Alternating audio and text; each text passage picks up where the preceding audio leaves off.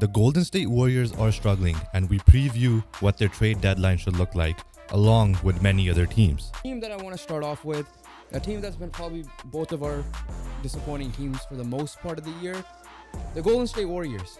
We preview the NBA trade deadline and talk about the Corbin Burnes trade as well. They could still add more with the amount of starting pitching still available as well. Yeah.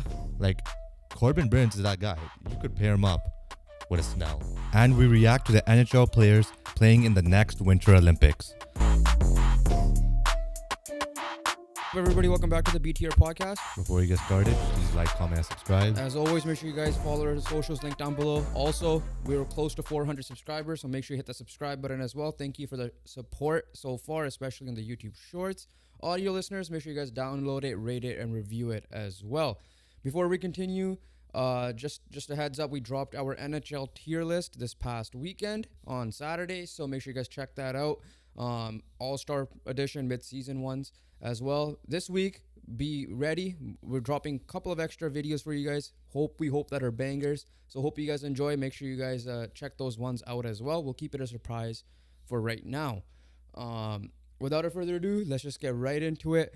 Not NFL once again. We're going to save that for next episode because that's the last episode before the Super Bowl. We're going to go NBA this time just because A, we haven't done that in a while, but B, the trade deadline is approaching and on February 8th.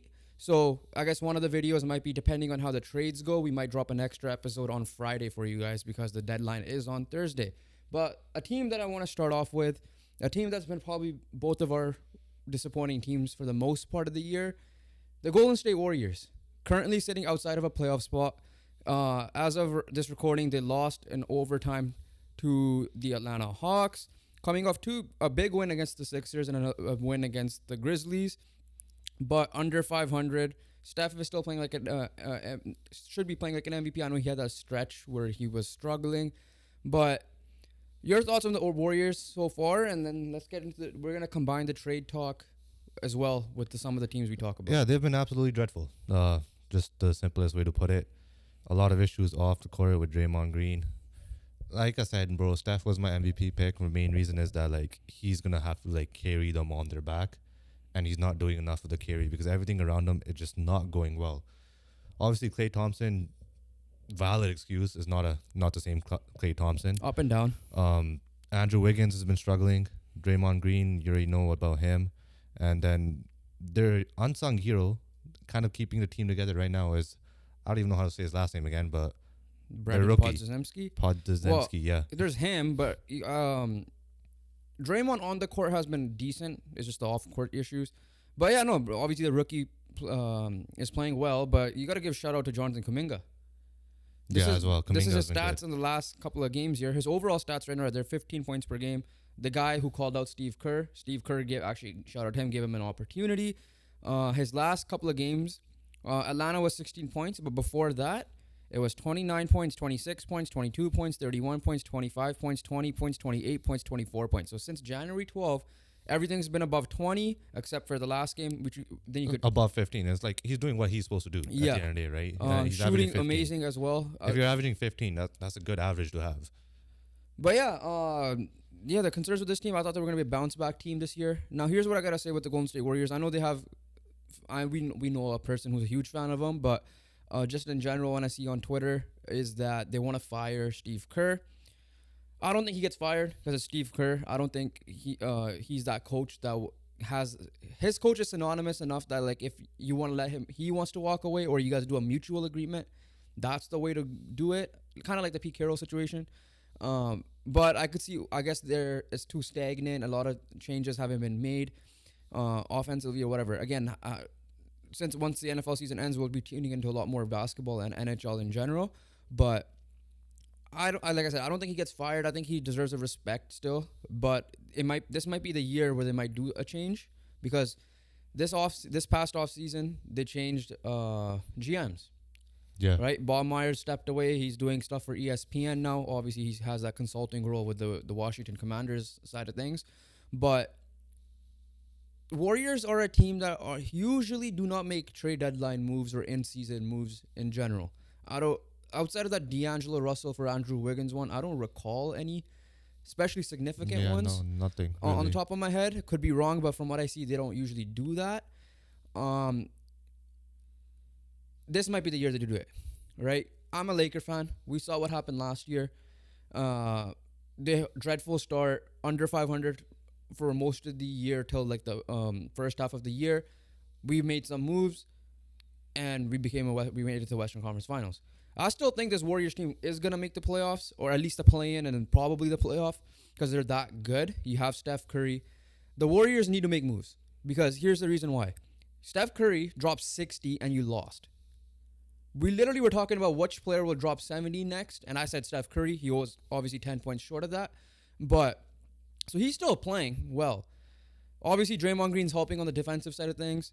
Klay Thompson again he played well against the Lakers, but again he like you said, he ain't the same guy. He hasn't been a consistent shooter for the most part. But you know, I still believe in that three chemistry that you add the right pieces around them. You got to do it. There's no Bob Myers, Mike Dunleavy. It's time to step up and let's see what you could do. I'm not saying you're gonna finesse some trades like Boston Celtics have done over the years or the Lakers last year's deadline, but you gotta look at something. You guys didn't want Pascal Siakam because you didn't want to throw in Jonathan Kuminga. And at the time, it made sense to throw Jonathan Kuminga. Now it's tough. I get that. But if you're saying that you're going to trade Andrew Wiggins, who's taking on that contract? That's the main concern, right? Like, you got to partner him with something, whether it be a couple of picks, Moses Moody. You got to do something because there's names out there like Mikal Bridges. I know the Nets. I want to talk about the Nets later, but like I think you should make a run at like a guy like Mikal Bridges. Obviously, DeJounte Murray was linked to them a little bit. Bruce Brown. Like, I'm not saying go out there and make a splash, right? Do what the Lakers did last year. Get some guys, get some dogs, as people want to say it, to help on the defensive side of things. You gotta surround Steph. Yeah. Right? And the best way to surround Steph is to have defense around him. Defense and maybe even shooting. Just like more shooting. Yeah, some shooting. Just another guy who get their own bucket, right? At the end of the day, Klay Thompson is a catch and shoot guy now, right? And there's nothing wrong with that. He's been out for so long. That's what he has to do now. Draymond can't hit three. Wiggins, you already know what the hell's going on with him. Like, I don't know what the hell's going on with him, I mean. And then, yeah, who else going to hit the three ball really consistently? The Warriors are 1 game out of a play-in spot. They're 5 games out of a play-off spot even, right?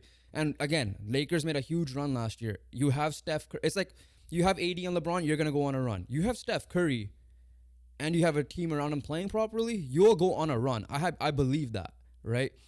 But then you can't. Warriors fans also can, like, listen, do I want to trade Jonathan Kuminga now? Probably not. But if obviously if it's a player like Mikal Bridges randomly becomes available, then I would. But Steph, right now the lineup is, I think they run Steph, Klay, Dre.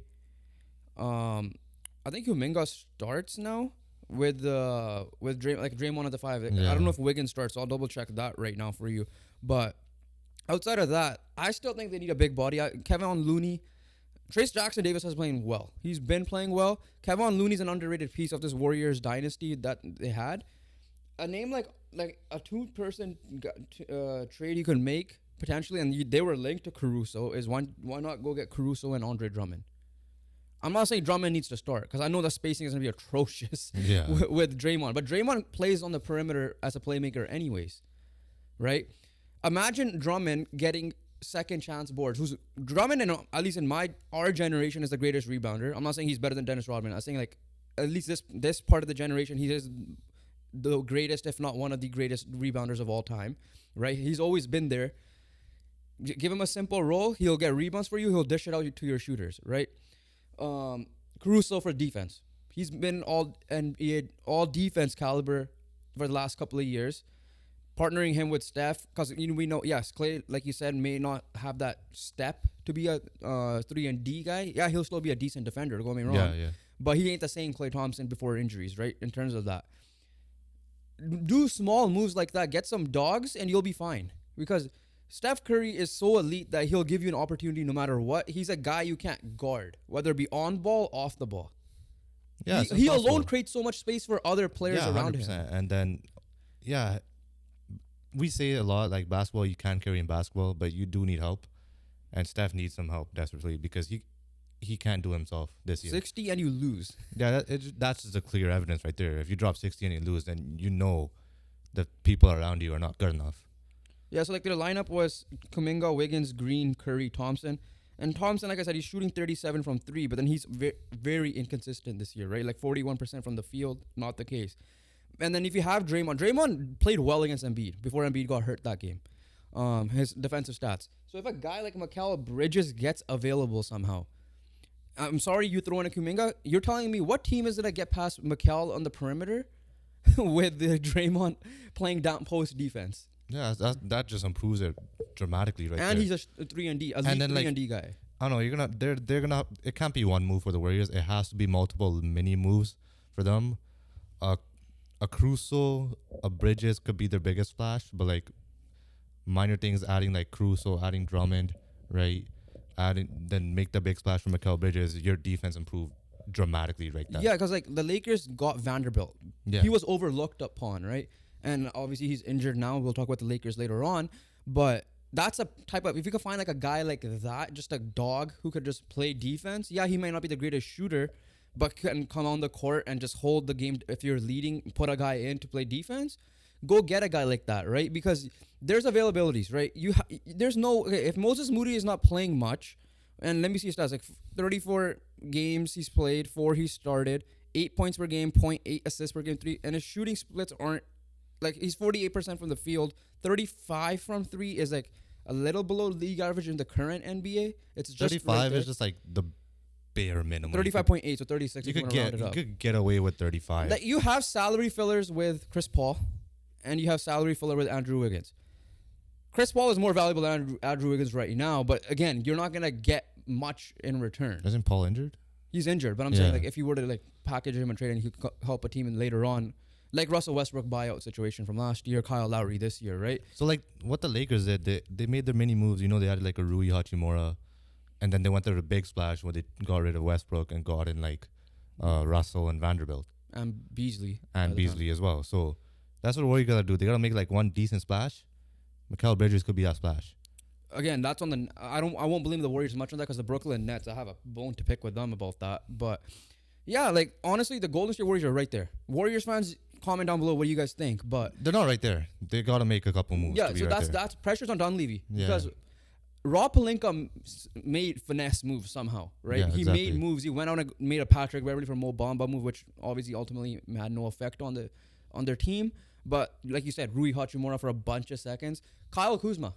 I'm not saying he's a great defensive player. But he's a guy who can get his own shot, right? Get his own shot and space the floor. Exactly. And that's what you also need too. Like there's many issues with the Warrior team. Defense, a second option kind of. We're not saying Kuzma is going to be a second option, but like when you have Curry being the first option, you could get away with Kuzma being a second option. In the sense of creating their own shot, not like, you know, running the offense. Yeah. I mean, look at it. Wiggins was a second option during the championship year. Yeah, and Wiggins was playing great. Yeah. So, yeah, I think it's it can't be internal. You can't rely on these guys picking up their game again. Especially if, Clay and Wiggins, just because, you know, they've been so inconsistent. I'm not saying get rid of Clay, but yeah, Wiggins and Paul definitely are your salary fillers. Moody has to be gone. You're not giving him Moody any time anyway, so Moody's ruining his development as a young player himself because he doesn't get on the court. Yeah, Moody's minutes per game are 8, so he kind of does get on the court. It's 18 per game. I don't know how it has been recently, but again, it's not like it's impactful like Kuminga has been recently, right? Yeah. But like I said, like DeJounte Murray, Mikal Bridges, Kyle Kuzma are like the big names that you could look at this free agency market because there's obviously no bigger names available, in my opinion, unless someone comes out of nowhere. I don't think DeRozan would be a fit on that team, personally. So like Kyle, if not Siakam, Kyle Kuzma's the next best guy. I'm not saying he's a defender. Then you go out and try to get an Alex Caruso or any other defender. However, if you could get DeJounte Murray, a 2-in-1 there, who's a bucket himself and could play defense, that's perfectly fine with me. You could do a lineup with Clay, Steph, DeJounte, Draymond, and probably Kuminga. Unless you have to give Kuminga in this trade, I don't know. I think he could avoid a Kuminga in this deal. I think in the Bridges one, they're gonna definitely ask Kuminga. Atlanta will ask for Kuminga. That's the problem. I know, but I think you could get away with like it. here's the thing: the Lakers. We already know I don't think you get away with a Mikal Bridges. Here's the thing with DeJounte. thing. There's the Lakers offer with D'Angelo Russell, Jalen Hood-Schifino, and a first right now. I believe that's the 3. the Warriors might need to throw in Kuminga. Yeah. Might need to, but I'm not saying they should for Yeah, that, yeah. right? Like it depends on the offers. But like if you could get a DeJounte Murray, great. But I think getting a Kyle Kuzma and just a big and try to make a trade with the Bulls for Drummond Caruso, I think that could get it done. But if you guys don't do anything, unfortunately, Warriors, I still think if you go on a hot streak, great. But you guys have not shown us that, right? Difference between teams in the past that they've made moves at the deadline or right before the deadline, and then they made this run. Like LeBron made all those moves as remember the Isaiah Thomas trade and all that. Yeah, yeah. And they still made the NBA Finals. Yeah. Right. The Lakers last year, as many times I've said it, were one of those teams. Right. So you guys need to make a move. If you guys don't, you guys ain't gonna be even in a play. Honestly, you guys might barely squeak into the play-in. You might not in the even, playoffs. You'll be bounced out early. You might not even make the play-in if you don't. And if that comes down to that, we might be looking at a blow-up situation in the offseason too. Yeah. Right? If they don't make a play-in spot. I think last question with this. I think this the last year of Steve Kerr, especially if they don't do anything. Fired or not, a mutual agreement to leave or not, whatever you look at it. Because Warriors fans are saying get rid of Kerr. I think he might do a Brad Stevens, just go in the front office. So who knows? So Pete Carroll. Yeah, basically. That's my thoughts on the Warriors. Do you agree, disagree? What do you think? I agree with everything you said. Right? Like they have been bad. They have to do something if they want to do anything this year. And if not, rebuild might be an option in the offseason if they don't do anything as well. Yeah, it's tough to rebuild when you have Steph Curry. I know, but I could see that happening now because if you don't make the play-in, like. Yeah, I just don't see it because it's Steph Curry and you got to figure out moves. You just got to figure out a lot of moves. Klay Thompson, I think, is a free agent, but so you got to figure out some stuff there. I think the other burden is that Steph may not want to get rid of a Klay Thompson or a Draymond Green if a trade were to come, which fair, whatever. But let's see what happens with that. But yeah, that's another team you want to talk about. Let's go to the top this time. Yeah. Let's talk about the OKC Thunder. Hint, hint, something coming out this week. That's all I'm gonna say. This is a weird team that they have the assets, right? They're tied at top of the standings right now. Are they gonna fall? Maybe because the Clippers are on a heater and they might take their one game off first place as is. They're obviously not a contender. We know that. This is a team that I think they should just go into the playoffs, get the experience, right? Everybody else but Shea and I guess Lou Dort in a way. But they'll get more as bigger roles, right? I still think they need to make a move on the big man side of things because as elite Chet is, I still think there's no backup big in my opinion. And yeah, the thing with this is, right, we're not saying that they should make a splash. They're not doing anything, right? As in like upgrade their team. They're just gonna fill a roster spot, get a guy like Drummond, like we mentioned many times before, backup big, right?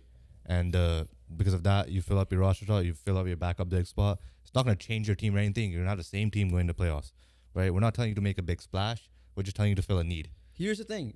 If it is a Drummond, but I have another name added there that could fit the Warriors as well because I mentioned DeJounte Murray.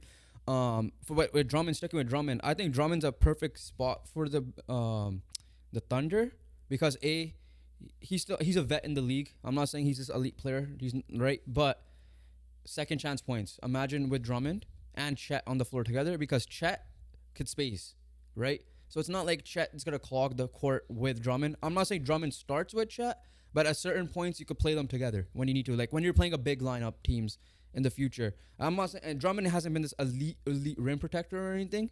He is an undersized center compared to other people. I think he has 6'10", if I'm not mistaken. But a rebounding ability, you have two elite rebounders plus Shea, and you're giving Shea second chance opportunities. And the way Shea's been playing, some people's eyes, he might be MVP, maybe even mine. But that's like those make small moves. Can you get playoff proven players that could be available for cheap? Yeah, like this is not the year to get rid of all your assets to go all in, right? Yeah, you need to be patient in that sense. But like just small moves, fill out some roster needs to maybe help propel your team a little bit. With the exception of one player, and I'm gonna say it for almost every team, Mikal Bridges. Like that's the team. If they want to make a move, Mikal Bridges, obviously Siakam and OG are gone. I put those three in one thing because Mikal Bridges is probably gonna be a third option on this team.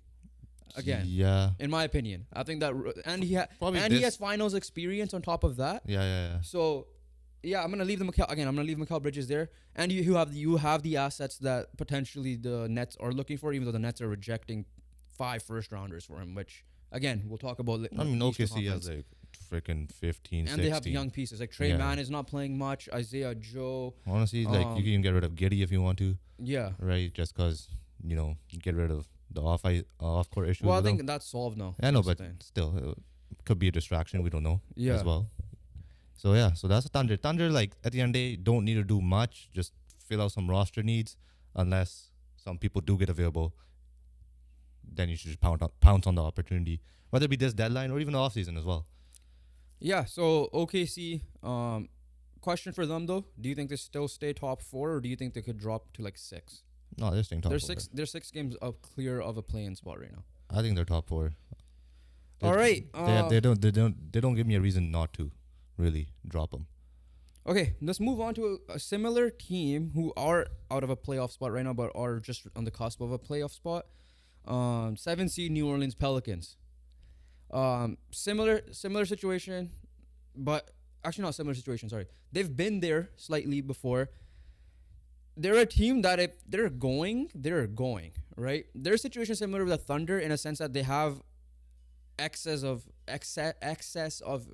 assets, right? You got guys like people that might not be playing as much as they should. Like this is their guards right now. No, they have Jose Alvarado, yeah. stud, right? Defensively. Dyson Daniels, Jordan Hawkins, Herb Jones, CJ McCollum, Trey Murphy, right? These all are usually playing at some point. So some of them are losing minutes because of it. Forwards wise, it's Brandon Ingram, Larry Nance, Zion Williamson, and then it's Jonas Valanciunas, and their backup center is Cody Zeller. So I mean, some of those guards are playing big. There's one missing piece from here, and we've said it before. It's that True point guard. true point guard. And I don't know, again, not sure who's going to be available right now. That might be more of an off-season find, unless, like I said, Kyle Lowry is the perfect spot here. If Chris Paul gets available, come back to New Orleans is a perfect spot for him. But again, those guys are not the elite options at the moment. Tyus Jones is that option as well. But a player that I'm going to bring up right now is Malcolm Brogdon. Yeah. Again, I'm not saying I think he's a better point guard ability than CJ, as good as CJ is. And he might not be that true point guard like the other. I don't think he is true. Yeah, he's not true. But I still guard. think leadership-wise, the 3-and-D ability of what he has done, he fits this team perfectly, in my opinion, in that sense. Yeah, because you can partner him I could see that. I could see that. But I think these guys need someone like true, like a full-on organized offense type thing. Like I would love to see Brogdon in New Orleans. I don't think Brogdon is at his ability. His best ability is his 3-and-3 ability. His best ability not to run the offense, organize everything, right? I think they need that more. But that's a shout though. That's a good shout too. Yeah, so like that's because this Pelicans team, if they get hot, are a dangerous team. They are. They're always an injury away. We know that with Zion and even Brandon Ingram. Unfortunately, they need to make a move in the offseason. I think they have too much there. Rumors are Brandon Ingram. You may just get him, and you get the most assets out of Brandon Ingram the way he's been playing. That's more of an offseason talk. I don't think you make that move now, obviously, but New Orleans they're playing well. Like I said, they're currently 28-21. They're literally right there in the playoff spot. They're just outside of it. But yeah, that's a team I would like to see make some moves to make them better. Can you get that point guard in Tyus Jones, or if it's Malcolm Brogdon, I'm fine with that as well. But we'll see how that goes. Yeah. Moving on, let's go talk about a disappointing team right now, as of late, the Dallas Mavericks. Dallas Mavericks, they always find a way. They always find a way to get their hopes up. They're only 3 games above. They always find a way to get their hopes up and then crumble. I mean, Luka's doing everything he can. He's second in points in the league. Yeah. Obviously, one of their biggest issues we're going to glare out when they're losing is going to be their defense, right? Because they're putting a lot on Derek Lively as a rookie. So to hold it together as defensively. The problem with this team is that Kyrie's playing fine too. He has 25 points per game, 5 assists, 5 rebounds, shooting 48, 41, and 89.5. It's not even the top two guys are playing fine. You added a defensive piece in Grant Williams. I know you went after Matisse Thybulle. Unfortunately, that did not work out because Portland just matched the offer. Yeah. You added shooting with Seth Curry, so yeah, like you said, the biggest issue is the defense. Because if Grant Williams is good defender, but he ain't like I don't think He ain't I don't consider him elite. If Grant Williams is guarding the other team's number one option, there's an issue. There's a major problem with this team though. There's a problem with that. There's a major problem with this team though. They don't have the assets. Either, yeah, they don't. So like how when you perfect example, you guys traded away OG Anunoby and you guys traded away Pascal Siakam. Dallas was interested. You looked at their trade offers. You instantly were like, no. If we have no other team that wants to trade something, then we might as well trade it because you kind of have no choice. Yeah. But yeah, like what are they gonna trade for? Because again, they're a perfect spot for Mikal Bridges, but they're rumored to get Miles Bridges at the moment, right? Them and Phoenix Suns are in on Miles Bridges. I'm not sure how we know. I don't watch Charlotte, so I don't know how he is as a defensive player. And obviously, he's been out of the league for a while, for a year or so. Like that's a good thing. I think Caruso's a good fit for them if you want to look defensively. But the problem is the assets, because Caruso is going to require a lot. Yeah. And not a lot like, oh yeah, it's more than you expect. It's more than you expect. Yeah. Right. And because he's been an all defensive player, that's what your need is. The problem is your best asset right now is what? Omax, Josh Green. You're not going to give away Derek Lively, right? So how are you going to make these moves? Because I want to throw out there Clint Capella, which was the team I wanted to bring up. DeJounte and Clint could fit this team perfectly. The problem is how they can't get him. They can't. There's no chance. That's what I'm saying, right? The only way they could get him is getting rid of Kyrie, and that's not happening. They're not getting rid of Kyrie. I think, and I don't think Kyrie's the problem here. It's not. I know he's played 27 games, so maybe the health aspect of it isn't the greatest at the moment, but they need to add defense in any way possible, and they need to go out bargain hunting if they can, and add guys like Jared Vanderbilt that could be available. You can't miss this 2 years in a row, especially with this window, right? Like Kyrie and Luka, they're balling. That duo. They're a great duo. You found a value finding Derek Lively, as well. So like. You can't waste this year, and I want to see Kyrie and Luka in the playoffs. I really do. Yeah. So I'll actually be really upset if they don't make it. Because right now the Lakers are a game behind them. Yeah. Right. Lakers obviously have the 2 extra losses. That's the 2 games in hand. Yeah. So they have 2 games in hand too. Yeah. But like I said, Jason Kidd's gone after the end of the year if they barely make the playoffs and they're our first round exit. We all know what Luka does in the playoffs, so maybe it's just one of those teams that if you just get in and that's it. But I don't know what else to say about this team. They fooled us again, like you said, and they don't have the assets unless they have to find a third team to mix some things up. That's the only way I could see this happening. Yeah, they're in a tough spot here. They definitely are, and like they are a better team than they're showing. That's for sure. Okay, last team that I want to talk about is obviously they're going to be the Lakers. I'm going to just keep them for last. Check out the video we dropped about them, I think last week. A week or so ago. Yeah, a week or so, yeah. Again, probably the most inconsistent team, the biggest range team there is in the NBA. At one moment, you think they're contenders, like yesterday when they played the Knicks. At one moment, you think they're not even going to make the playoffs. Currently sitting at 9th place, 26 and 25, 3 games out of a playoff spot. Currently in a play-in spot. I think they should be in the play-in spot right now with Utah and Houston kind of struggling, but even though Houston kicked our ass. Trade deadline, again, coming up. And we talked about it last time. We're not going to spend too much time on it. It's that DeJounte trade. It's pretty much lined up there. Russell's playing well. I said that's not the problem. I think the problem with the Lakers is the coaching. Now, if they're going to coach like how he coached yesterday, then I'm fine with it. He made the adjustment. Torian Prince came off the bench. You started Rui Hachimura. And you closed out the lineup with Austin Reeves and some like other defensive pieces out there, right? D'Angelo Russell was on the bench. Torian Prince closed it up. Makes sense because of the defense side of things and so on and so forth. And that was against a hot Knicks team, which we're going to talk about later. I might do the trade now only because Jared Vanderbilt might be out for the year. DeJounte's a much better perimeter defender. He was all defensive team at one point in his career than D'Angelo Russell. We know that. And because of that, I think you need to do a couple of moves. Like, you do that move, you're going to lose D'Angelo Russell, which means you're going to lose proper playmaking with shot creation. Now, D'Angelo Russell is a guy who's been on a heater recently, has cooled down a little bit. He's that type of guy, right? A very streaky player. That's him throughout his career. Still a very good player. I think it's bullshit. Like, you could disagree with me that teams are not interested in that contract. I don't think he's making much. What is the contract? I'll look it up. But like they're saying that he's a negative asset. Please explain how he's a negative asset. DeAndre Russell is a good player, right? And obviously, when he went to Brooklyn, it really propelled him as a player. It really, honestly, it worked out for you guys in the last deadline, right? Him joining the team really helped you guys go on your run, right? He did struggle in I would say, the second and third round of the playoffs. I think he did. I think he had a good first series against the Grizzlies. But yeah, Russell's a good player. He could get his own shot. He could hit the 3 ball. His biggest weakness is his defense. 2 years, $36 million. So it's like $18 million. How is 2 that? years gone. Yeah, that's a good. And I guess because the $18 million will carry over next year, which I think is a player. He's for sure a UFA in 2025. He has a player option next year. I believe that's what it is. But again, $18 million. I get it. Okay, we're not going to be trading him to a contender most likely, right? Yeah. Like if it's DeJounte Murray, I understand why Atlanta might not want him because Trae Young is there and that defense is going to be atrocious. And you need to find a third team.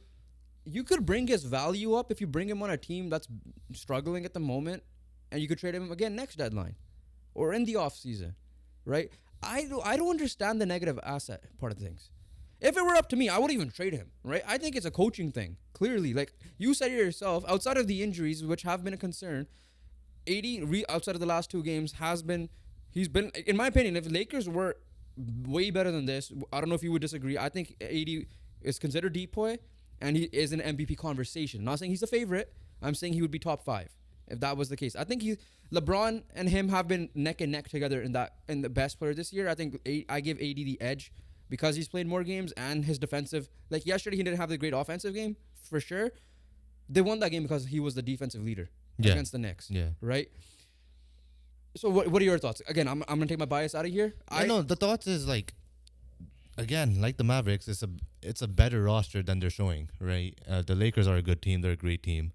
We've seen that in the playoffs last year. We've seen that when LeBron and AD are going together, they're gonna be hard to beat. And I don't feel like all your games have been like that bad. Like you've been in a lot of games. Here's the thing: we start off bad, and we have to play catch up. But you're in the game, right? That's what I'm trying to say here. Like you're in the game for a lot of them. And the thing with you guys is, you guys just somehow choke against the shit teams. That's the main thing, right? We lost to some of the good teams. Like you beat the good teams. You beat like half the good teams you played. You beat them, right? You beat the Celtics and you beat the Knicks, and you go out and lose to the Nets. You go out and lose to the Rockets. You go out and lose to whoever other team you guys play, and you're not winning the games you're supposed to win, right? That's the thing. Like there's a criticism that we had for a lot of teams that like, okay, they're beating easy opponents, right? But they're winning the games they're supposed to win. Yeah. If you guys did that, you guys would be clearly like, top 3 right now. There is no culture set in there. And then again, Darvin Ham's coaching has been questionable. Again, I really don't want to fire the guy, but then you might have to. But the problem is who's going to take over. I don't know if anyone's sitting out there. Like, I don't want Budenholzer. I think the biggest issue why he got fired was he didn't make adjustments when he needed to with the Bucks, right? He got that one championship. That's the only reason why he got the extension. If he had lost that championship, like imagine if KD's foot was not on the line, he would have been gone that year. Yeah. And it just ended up being delayed by another year and a half or 2 years, whatever it was, right? With this team, I think it's coming down to the players' mentality and the coaching. But knowing them, they are gonna go trade, and you preach the continuity, like rightfully so. I think they should continue that. But unfortunately, if Jared Vanderbilt's gonna be out and he's our defensive guy, which again, I don't know why Darvin Ham does not start him. You might need to go out looking for that defender. Rumors are again Caruso Drummond. The other rumor, like I said, is DeJounte Murray, but we'll see who that option is gonna be. That's with the Lakers. We're not gonna go too much into it because we talked about them last time. Yeah, so we'll move on to the Eastern teams now. Do you have any Western ones you were talking about, or that's it? Suns. No, they're down. Suns, you already know, like they're in a situation where they can't really add too much. They're just like yeah. They're in talks with Miles Bridges. Yeah, so it's not too much. Yeah, exactly. It's my point. But they've been killing it, though. Yeah, no, the big three's healthy. Yeah, they're finally playing together. Okay, what was your Western Conference prediction for the finals again? Oh, do we remember? Was it the Suns? Was it the Nuggets? I think it was the Suns. Are you gonna change that to the Clippers now? Yeah, I'd say this. I say this every year. If the Clippers are healthy, I'm picking them every year. The problem though with them is you have a playoff choker, and Paul George hasn't been the greatest playoff performer. But then you have a with the playoff Clippers, legend. but you have a playoff legend if he's healthy. Yeah, right. and Kawhi Their Leonard. kryptonite is just health. That's Yeah, it, no, healthy. like they are the most well-rounded, well coached. well-coached, built team. Like their stars are their best defensive players as well. Like that's amazing. Like Yeah. having that is like genuinely like that's probably the best asset you could have on a team. All right, moving on to the East. Yeah. Okay, so I've mentioned the team a lot. Let's talk about the Brooklyn Nets. Why are you not trading Mikal Bridges? That's all I gotta say. Why are you not trading Mikal Bridges? You're out of the play-in spot. You're 20-28. Yes, you're 1.5 games behind the Hawks, who we'll talk about next, literally. Is Mikal Bridges a number one option? Yes or no? Simple question. Oh no, Is he a number two option? barely. Is he a elite number three option? Yes. If you're getting offered 5 first-round picks for him and maybe a salary filler and maybe a good young guy, would you make that trade? Yeah. I don't understand why they aren't. Like, pounce on this opportunity. You messed up by giving away D'Lo and all these guys in the KD signings and sign and trade, and you brought in Kyrie because you didn't expect what to happen. I will give you a little bit of a pass. You made the wrong head coach hiring because, again, like we said, first-time head coaches with superstar That was levels. a player decision. That was a GM Yeah. decision. That was a player decision. Ultimately, you still run the team. You got to figure out Joe Lacob and all these guys got to figure that out. But you trade this guy. You trade Spencer Dinwiddie. You have a bucket in Cam Thomas. I'm not saying he's a number one option either. He's. I think his potential high is like a Jordan Clarkson type spark plug off the bench because when he gets going, and I've seen it as a He's Laker hot, fan. man. Like we seen this guy had like 40-point games. Like Cam Thomas, out of all the people, are dropping 44 points, and then next game you see him have like 0. But you need to just go for a rebuild. Right? You have like, to. what are you gonna do? You're out of a play-in spot right Bro, now. you're doing what the Raptors are doing, man. They're being stubborn, right? They're not. You gotta get rid of them. You can't win with this. You genuinely can't win with this. Like I'm telling you, if OKC comes calling, you need to answer the phone because they will. They have the man. Like, assets. everyone will fucking If trade the for Pacers OKC. come calling, you answer. And anyone, if the Warriors or Dallas are calling, you might want to consider, but because of the asset wise, but you gotta listen to what they're saying. Because the rumors of last year were 4 first-round picks from the Grizzlies. The rumors this year are very similar. They're saying that he's off the market. He ain't gonna get traded. Obviously, I think that's bullshit. Like, I think that's bullshit that they're doing that. I'm not saying they're bullshitting. Okay, great. You're gonna try to make a push. Okay, you might get a play-in spot. What's gonna happen? Like these are the current play-in teams right now for the Nets. They would right now if they squeak in, right? Bro, okay. It's Miami, Orlando, Chicago, Atlanta. It doesn't even matter who the playing teams are. Yeah. If you make it, you're playing the Celtics or the Bucks or Celtics or Bucks. Yeah, Celtics or the Bucks. You're getting cooked. Yeah. There's no chance. There's no chance. And yes, we've seen Heat upset the Bucks. That's a Heat without Giannis. That's a Bucks team without Giannis and Damian Lillard. Yeah. Right. So it doesn't matter. Like you make the play and you ain't the Heat. Huh? And you're not the Heat. Yeah, and you're not the Heat. You don't have a guy that rises, that And is like a regular star or all-star player in the regular season, but then becomes a superstar in the playoffs, right? Exactly. So you don't have anyone like that. Mikal Bridges ain't that. Yeah, he's got an offensive game. Listen, if you're in the NBA, I'm sure everybody was hooping and dropping 30 or 40 in high school easily, right? Oh, yeah. It's just like when you get in the league, not everybody's going to be LeBron, Steph, Kobe, Jordan, all these guys, right? You got to find out a role. Mikal Bridges' role is an elite 3-and-D player. Yeah. Okay? Trade him. Those are valuable. They're very valuable. So, I don't know what Brooklyn's doing. Let people know you're trading him. You're going to get a bidding war for him because he's that great. I think he's under contract for a couple of more years. And get it done. And start your rebuild. You might have to do the same thing with Cam Johnson. Send him somewhere else. Thomas? No, Cam Johnson. As well, yeah. Yeah, because they got KD trade, right? Yeah. And then Spencer Dinwiddie might not even give you value much. So, do it. This is the only way you're going to get better, or you're going to lose this guy for nothing. Yeah. Simple as that. Unless this guy is money chasing, then he might sign the bag with you guys. But that's about it. Yeah, but you're not going to win. Yeah. You're not going to win. Yeah. Speaking of another team that's struggling, Atlanta Hawks. Yeah, Atlanta. Probably like 5 Massive years ago. disappointment for me. 5 years ago, we're like, yo, these guys are going to cook, right? They have these picks. They have Trae Young balling. And, yeah, it's been ever since downhill. Trae Young, to be fair, not unlike last year. This year he's been He's performing. been good, well. yeah. He's we'll get to the All Stars later. He's considered an All Star snub to some people's eyes. Oh, yeah, 100%. So, and but everything around Atlanta is just not. It's not who good. are you gonna blame now? John Collins is gone. Yeah, like who do you blame? Who do you blame? I don't know. That was their biggest thing. They're like, oh, John Collins is at fault here. It's like freaking one player's gonna ruin your whole team. The team right? that took the Bucks 6 games that year, the Yeah, Bucks won I it, think I so, believe, and upset the Sixers. Sixers and broke them. Yeah, because like, Simmons, literally. they literally broke the Sixers that year because Yeah. Simmons didn't play afterwards for them. I don't know what you're doing, right? I thought when you made that DeJounte trade, that was such a perfect fit, in my opinion. You bring in now a defensive coach, but the problem is the rest of Sadiq Bey was a solid pickup as a role player. I don't know what's happening, but at the moment you're trading away DeJounte Murray, which I guess it makes somewhat sense, but Well, it looks like they're heading for another rebuild. is Trae Young even bound? Is Trae Young going to get traded? I think that was literally my next question. I think he can, bro. Like, I'm not saying he this year or anything, but like, he can this year, literally. I don't think at the deadline, off season. Oh yeah, no, I'm talking about off season. Yeah. Off season he can. Next year's deadline, I could.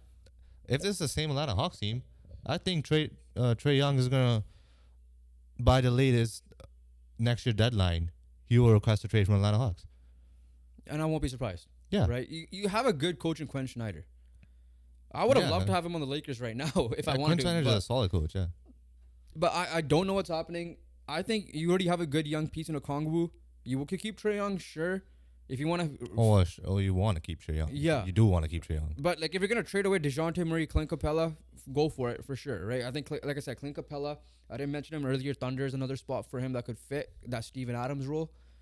Steven Adams, we'll get to that trade in a second, but I just don't get it. Like, why are they not this good? Like, they were literally a Western Conference final or Eastern Conference final team a couple of years ago. Bro, like legit, and I remember in 2019 they had like all these picks. They had all these young guys were like, yo, these guys are set up, like how the Thunder are set up.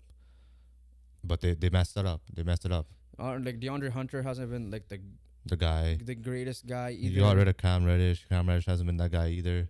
Well, he's bounced around. He's been injured this year, but Yeah, so yeah, they messed up. some of it is bad luck. Some of it might be your developmental system isn't the greatest. They're 6-4. They are on a 4-game win streak though, so we'll see how this season ends. But the problem is, you have a DeJounte Murray trade in hand right now, and you have about 5 days or 4 days, 4.5, because the deadline's like at 12 PST. Yeah. To make that decision ultimately, and we'll see about that. But we'll talk about probably a team to keep an eye out for the off season. But let's move on. Let's go to the positive side of things here a little bit. The Cleveland Cavaliers. Killer. They're jumped to the 3rd seed right now. They're 1 game off 2nd. Them and the Knicks both have been hot. We'll talk about the Knicks next. Yeah, they both have been hot. The Cavs, yeah, like Donovan Mitchell is playing incredible. Is he gonna sign an extension? That's the biggest question mark there, because I'm pretty sure Cavs fans and Cavs front office are on their knees trying to get this extension for Donovan Mitchell, because he has been absolutely incredible. Donovan Mitchell. Is he one of the more underrated stars in the league now because he plays for Cleveland? Because no one really talks about how good he is. Because in my opinion, him and Jalen Brunson were both snubbed. At least Jalen Brunson plays in the Mecca, right? Yeah. He's in Cleveland. The question is, do you obviously they're trying to extend him. I agree with you with that. If he wants out, you're not going to trade him, obviously, because you're 3rd right now. You can't. You really can't. Yeah. And you do what I think they're a team that should buy. And if they know that he ain't coming back, if Donovan Mitchell has said, I'm not coming back, so it's up to you. You trade me, or you do the Kawhi Leonard thing and try to find pieces like the Raptors did in a couple of years ago and try to help me win a chip this year. That's the route that they should take now at this point. Because he's been on a heater, and Mobley and Garland have been out. They just got back recently. Yeah. Right? He's been doing this recently, to the point where he should be top 5 MVP talks, in my opinion, right? Like, there's nothing else to say. This guy's He did it with and without his teammates. His two best players alongside with him. Yeah. He did it without him. So there's nothing much else to say. He's been averaging 28 points per game. He's been scoring. He's been running the point because Garland's been out. He's been running the offense perfectly. Like, he's been incredible, and he deserves his love. Like, he definitely does deserve some love here. Again, it's Cleveland. I haven't watched much Cleveland, but what moves you saw them last year in the playoffs? How much of that was just like them not being there at the moment, or how much of it is like, okay, this is what they need to add? Because they added Max Strus and he's been okay. Yeah. Watching that series, it's just like Jalen Brunson cooked them, And then Donovan Mitchell didn't. and Donovan Mitchell didn't. It's as simple as that. Jalen Brunson won the battle, right, and the war eventually as well. So, is maybe that was the biggest issue? No, Donovan Mitchell wasn't the best player in the series. It was Jalen Brunson. Another thing is they probably didn't have a guy to stop Jalen Brunson. That could be an issue if they find a guy to stop, defend another team's first best player. That could help a lot as well. Yeah. Because Mobley's a great defender. He ain't guarding Jalen Brunson, Yeah. right? You need a perimeter guy. Your Or you interior, need interior defense is amazing. With Allen and Bickerstaff's got Mobley. Bickerstaff's Yeah. got to figure out a plan, because like the Lakers yesterday with Brunson. Now it helped that Randall wasn't there. And OG obviously wasn't there. Was like you just ran doubles at him, you make him uncomfortable, and even then he still dropped and cooked, and I think he put over 30. Yeah, he dropped like 38, I think. Yeah, but But like they gotta do something like that because interior defense is just no issues. We both agree with that. yeah, If they could get a perimeter defender, I think this team is set. I really do. And I think this team could like compete with the Bucks, right? Because if they're second and third right now, it's looking like they're a second round matchup. they can, If because they get a perimeter defender, because I'm not saying Giannis can get stopped. Mobley and Allen together, I think they can slow down Allen. I mean, Giannis. yeah, I think they can. The issue is Dame. And we know when Dame's hot, no, there's no He's stopping hot. him. But can you slow down but Dame? here's the I don't thing. think Mitchell's slowing down Dame. I don't think Garland's slowing down Dame. Here's the thing though, their defense isn't the greatest either. The Bucks, unless they make moves. Again, we'll talk about them soon, but and you have Doc Rivers. So let's see what happens to that. What is that too? But that's jokes aside though. Like you're right. Like the Cavs could beat any team but the Celtics at the moment. Yeah, I do believe that. So go out, maybe just add depth pieces, make this team better in any way possible. Make them better. Get a perimeter defender. And just try to get a perimeter defender. If you know especially if you know you're losing Donovan Mitchell this year, you still have Darius Garland, Evan Mobley as your core pieces. Yeah. And then maybe you try to go out all out this year, just make a couple of moves if you can. We don't know who's available. I don't know who's available, but find a perimeter I defender. mean, we have a list of people that might be available. Find a perimeter defender. Simple as that. Yeah. You mentioned the Knicks. Let's talk about them. I think this team, obviously, they played the Lakers and they lost. But before that, they were on a 9-game win streak. OG, the only question mark with him has been injuries. But outside of that, when he had played this year, apparently his advanced stats show he's the greatest defender of all time ever since he joined the Knicks. And that helps that he has the Thibodeau system too. You know what's funny? We've been seeing this. Yeah. As in Toronto, right? Like, there's nothing new. It's just that now he's in New York. He's in the recognition now. Exactly. Yeah, I mean, Knicks, you can't really say much about their last loss because they had no Randall and OG, right? Even though they did choke in the fourth quarter, they didn't score a point for like 7 minutes. Yeah. But Jalen Brunson's that guy. Randall's been good. OG's fit well with his team and done incredible, right? 3-and-D perfect guy in Thibodeau's system. Who are you more confident in, this team or the Cavs to go to the finals? To make a run, because I'm not gonna say finals. I'm saying just finals. Just make a run. I'll just say make a run because we already know who our final pick is right now. I'll go with the Knicks.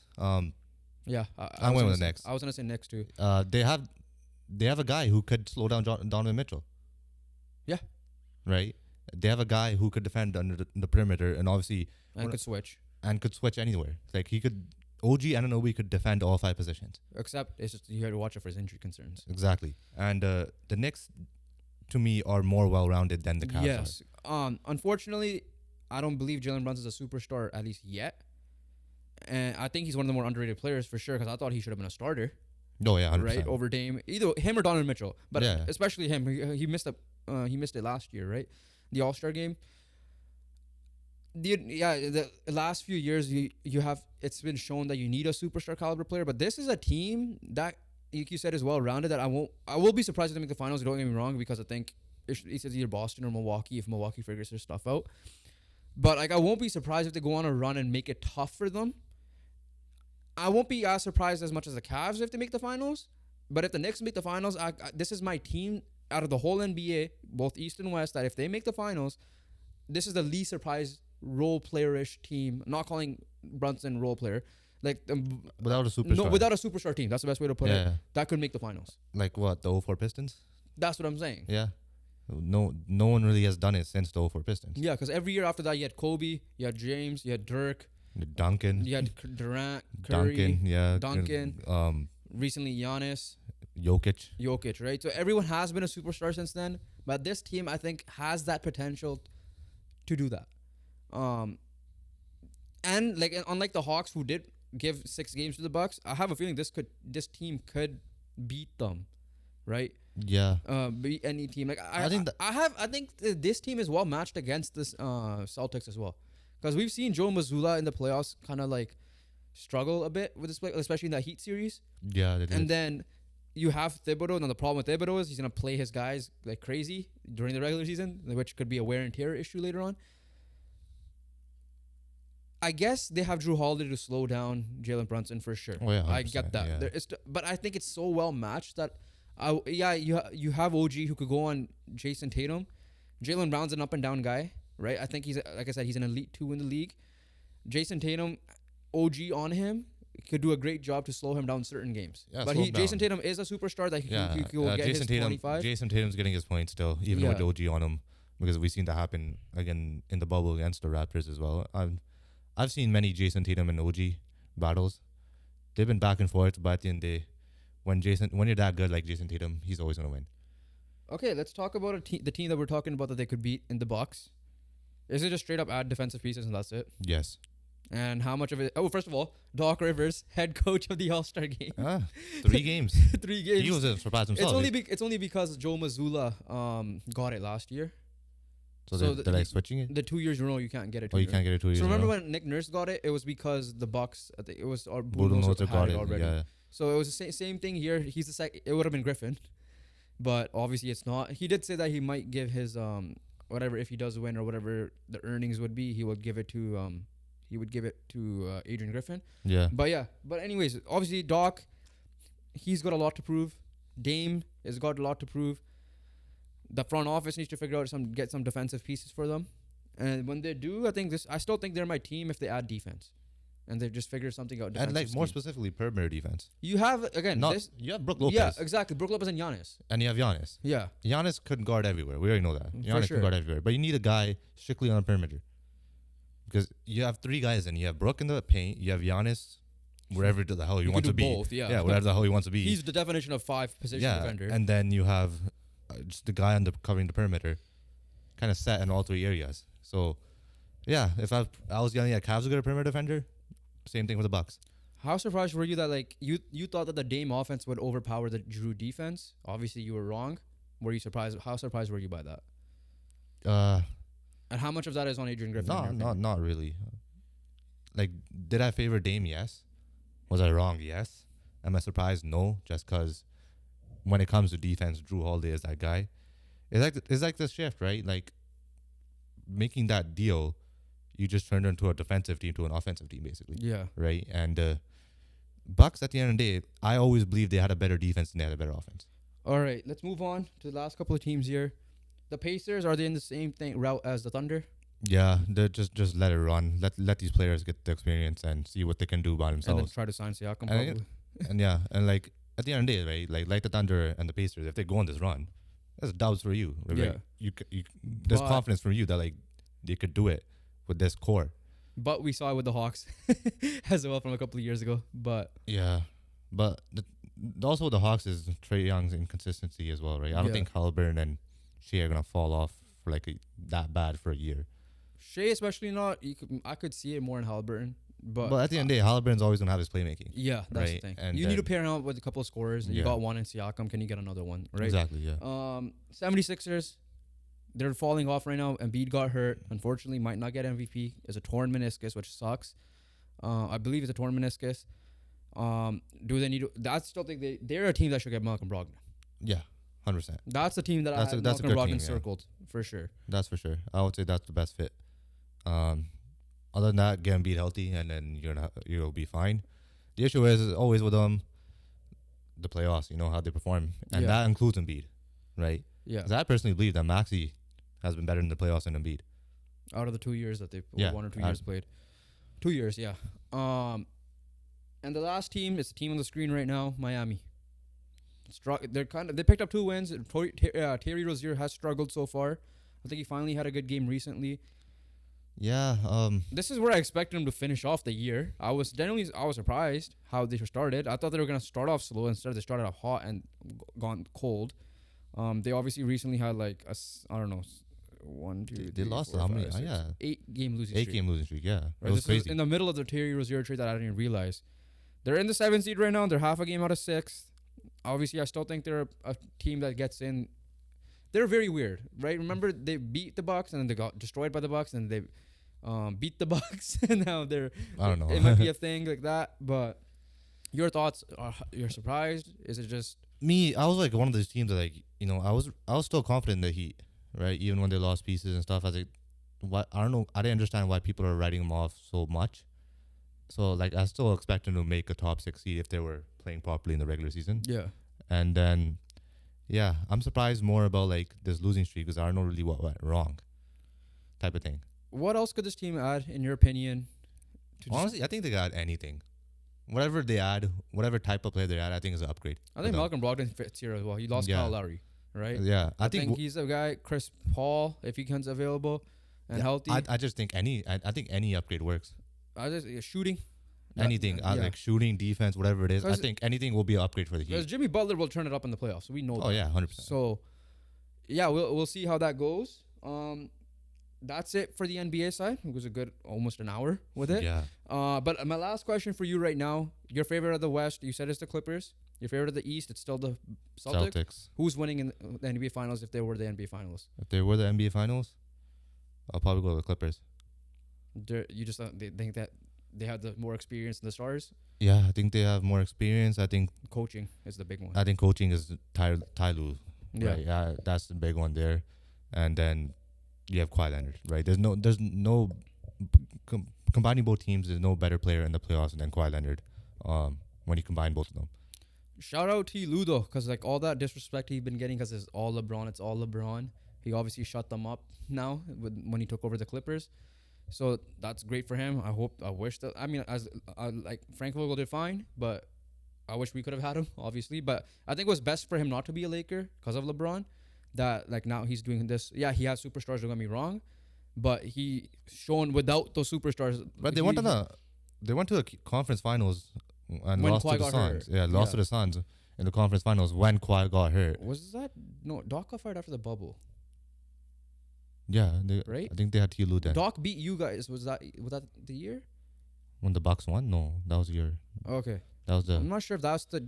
I think it was. I'm pretty sure it was T. Lue then. Okay, I don't fully 'Cause remember. I don't think they'll fire Doc after that run. Mm, Doc always true. lost, right? Remember, like they never. I'm pretty sure Doc got fired after the bubble.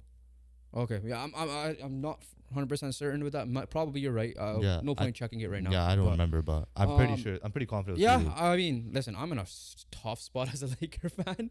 If it's Clippers Celtics, and I unfortunately have to go for the Clippers because if the Celtics win, they're ahead of the titles. That's it. Yeah, Simple as that. I can't have the Celtics win for that reason. If it wasn't that, I probably would have went for the Celtics.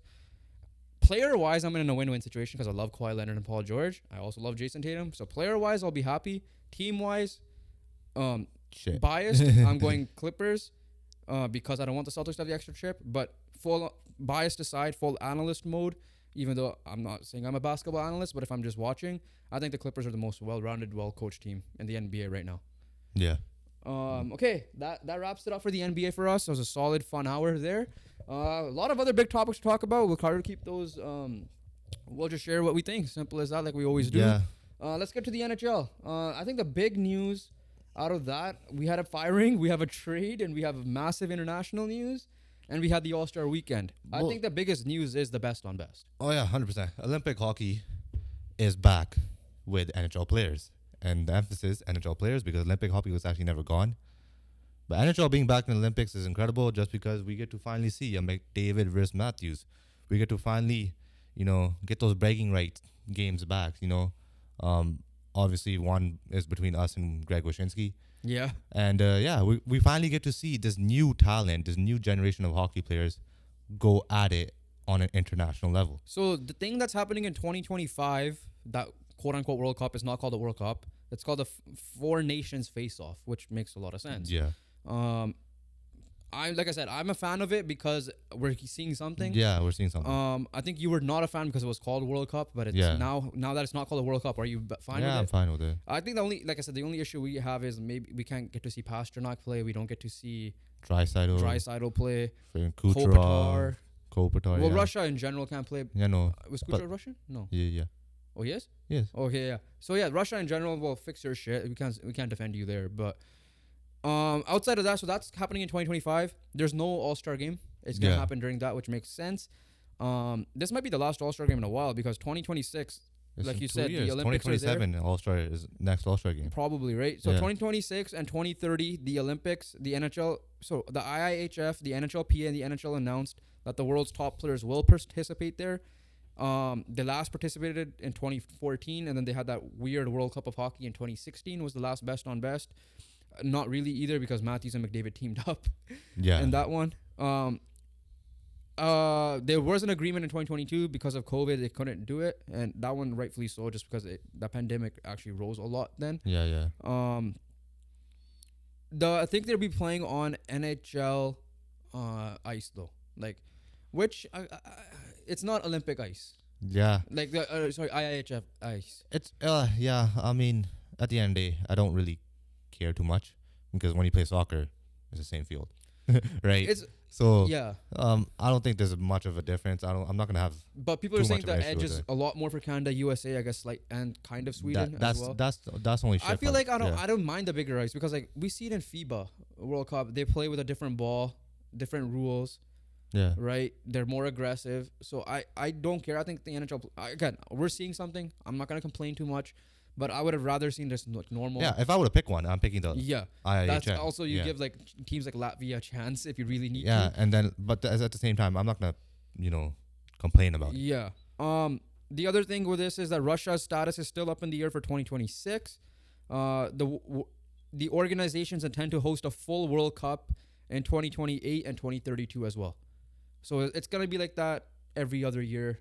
You'll have an international tournament starting from, except for 2025 and 2026. Yeah. So starting 2026, we'll have World Cup and Olympics. So we have Olympics, like a full proper thing. We have a 26 Olympics. We'll have a 28 World Cup. Yes. And then we'll go this Olympics is This Olympics is in Milan, and 2030 is gonna be in France. So good way to grow the game as well. France is getting a lot of Olympics. I mean, remember? I think it was Beijing had a couple of back-to-back things. They did? I think no. It was so France has 08 Beijing and then 2022. Paris has this is 2024. So Paris has a 2024 and then France has a 2030. Yeah. Yeah. That's crazy. So bring it back to Vancouver. Political side of things, we're not gonna get into that. Yeah. Sports fan things, perfect for us. We get to go for that. But let's continue on here. Let's talk about the All-Stars very quickly. We're not gonna go break down. T. Matthews won. He got MVP. McDavid rigged his way to $1 million. Both are rigged. But no, all jokes aside, your reaction to the changes this year? I mean, I was a fan of it just because I didn't like these talent show weird ass freaking scene type things, with the breakaway challenge necessarily. Yeah. I didn't mind those challenges outside where they had remember the Vegas one where they had the blackjack challenge type thing. Yeah. I was fine with that. That was because they fit the theme. Yeah, it fit the theme, right? It was still hockey, right? They're showcasing hockey skills. Yeah. Right? That's what this All-Star was about, and I liked it. Obviously, there was definitely some ones I didn't like. I seemed watched boring. it back. I didn't like the passing challenge. To me, seemed boring. I didn't mind it when I watched it. I felt like the targets weren't good. I felt like the targets could have been better, type of thing. Obviously, shooting accuracy we loved. We loved the shootout. We loved hardest shot, fastest skater. The classics. The classics have to be there. Yeah, they have to be there, right? And I'm just happy the shootout was there, a proper shootout. Yeah. Right? None of this breakaway challenge shit or whatever. Or what is it? The save streak type thing where goaltenders it was a proper shootout. That thing was both a save thing. Yeah, it was both. I forgot who it was. Was it Gorgiev who won the? Gorgiev won it. Yeah. And then obviously the shoot it it was it's kind of like when we play basketball outside and we do like that little shooting star challenge thing. It was similar to that. I enjoyed it. Yeah, skills wise, no complaints. I think it's what I watched as a kid, and I enjoyed it as a kid. And he made it more competitive, in my opinion. Yeah. Except Kucherov, but Kucherov, the Leafs fans got on his head, yo. Yeah, but the game itself, it was a little bit more competitive. I think I don't know if $1 million was always on the line. So if the game, nothing really. But again, changed, if people are saying, I have a thing with people say the All-Star weekend is back. I'm not gonna judge it based on 1 year because we thought the NBA was gonna be back, the 2021. Yeah. It wasn't afterwards. I think they had 2 good years. 2021 was pretty. No, 2021 was the bubble. The next one, the one after that. Yeah, one. those two were fine. Those were fine. The last year one was shit, and then the year before the other one I can't even say too much because it was last minute plan. In my personal opinion, I love NHL. I love the NHL skills competition as a kid. Yeah, like, that was always my favorite one to watch, and they finally got back to that. Yeah, the player draft. Keep that. I think the NBA made a mistake by letting go of that because last year's was crazy for them. But the NHL wise, keep it. I wish though they don't automatically partner teams mates. Like I would have loved to see Draisaitl go at McDavid. That's not a World Cup setting, obviously. Excuse me. I think that would have been a little bit better. I get why they did it. Don't get me wrong. Because I would have loved to see. Like the best part was Rick Bowness was coaching against Hellebuck. And then you also had Kyle Connor out on a different team, right? They're on different. But then, teams. like when you have a captain, obviously that's a different story. If they pick him, they pick him. Like Quinn Hughes, but Quinn Hughes and PD were already together, and eventually they got all the Canucks minus Lindholm, which is obviously Tate McRae makes sense and why she took him. There's one question I would ask: do you think would you add like a celebrity game? Yeah. Like, celebrity game. Yeah. No. Or like a celebrity celebrity basketball, at least fun to watch because it's easier to see. Celebrity hockey is just, I think it's just or a celebrity aspect. Like what if the celebrity aspect of the captains? I'm fine with. Oh, okay, yeah. I'm but fine not with playing. that. Not playing. Not playing. I don't think ice hockey is too dangerous. That's true. That's the other thing. I saw AMP video. What's his name? Chris dislocated his shoulder. Actually? Yeah. Wow. Spoiler alert. But I didn't watch it. Yeah, no. But I think it's too dangerous for celebrities unless they have ice hockey experience. But what? Okay, basketball is much easier. What That's if why. What if they have like a celebrity challenge, at like a game? Like what if they do a celebrity shootout type thing? Keep it to the players. Keep it with the players. Keep it to the players. I think there was so much gimmicks with this. They're only on the right track. Only reason I'm saying that because Justin Bieber was like in warm ups and stuff. It, like, I'm fine with that stuff. But so like, what if there was like an actual challenge? But with like the NBA celebrity game has always been there, That's and true, I think that part it's a good factor. Because basketball is a different sport than hockey, unfortunately, I don't think I don't know. I would watch it 1 year. It's gonna be such messy hockey that I don't think it's a point. I'm not saying a game, but like maybe a challenge. I have to see it, but include it with a thing, bro. Like what if they're at like their, I don't know how it would work. I don't know. I don't know how it would work for hockey. If it was like floor hockey, if they go to a gym, that's a different story. Just have a separate. Just have a separate setting, but I think that's too much. All right, let's move on to some trades.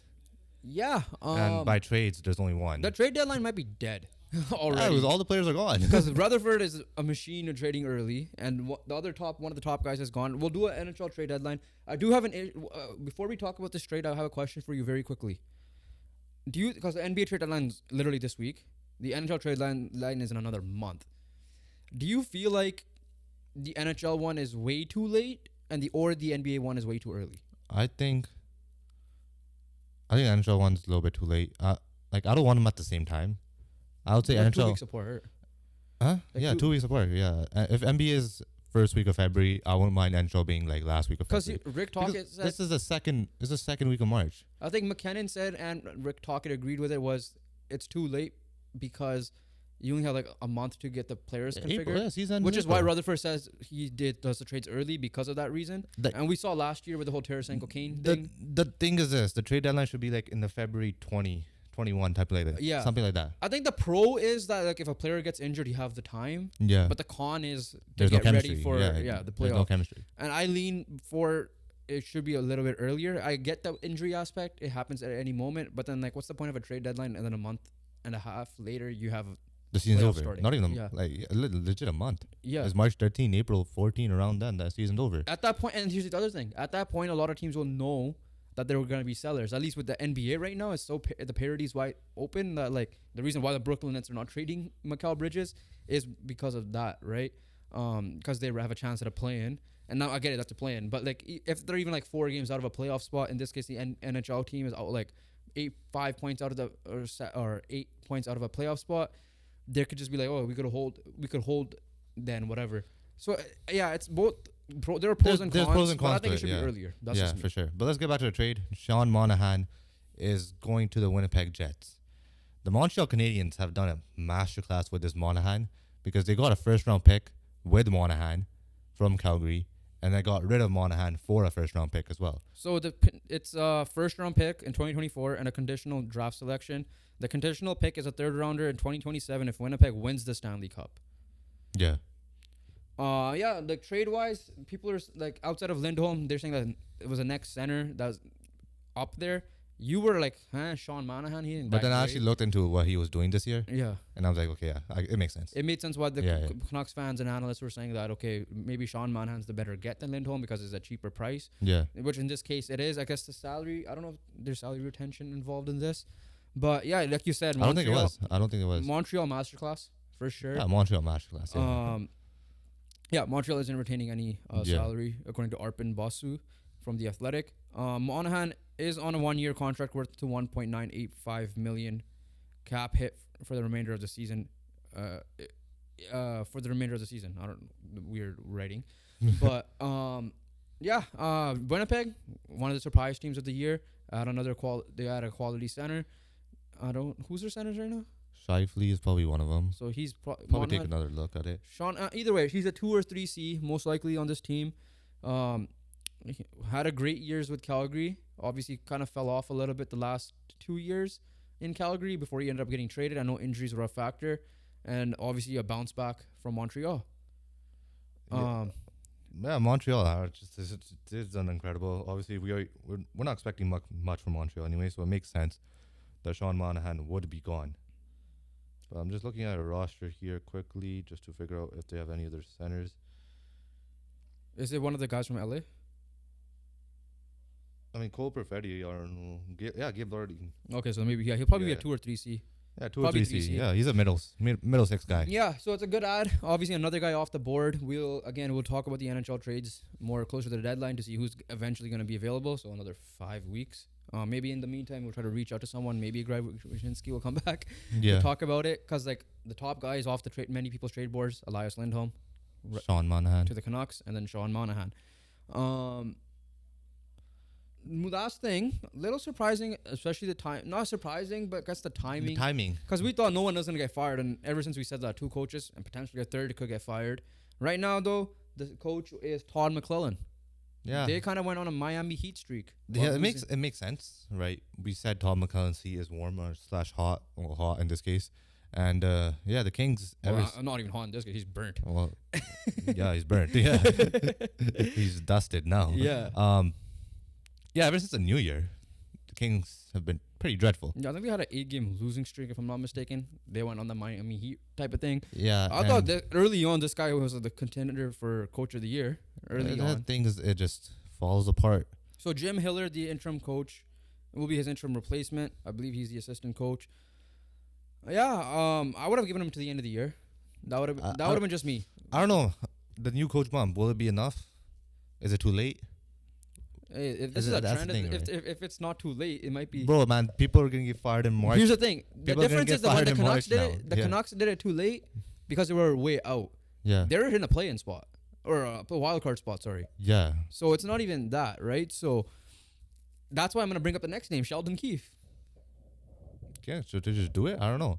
We'll see how. But if it's actually a thing, bro. Yeah. Like, we're not saying this is like it works for every team. The job security is gone. It's gone, but bro. the problem is people are getting fired in April. They're getting fired in April, man. The key thing is the owners, though.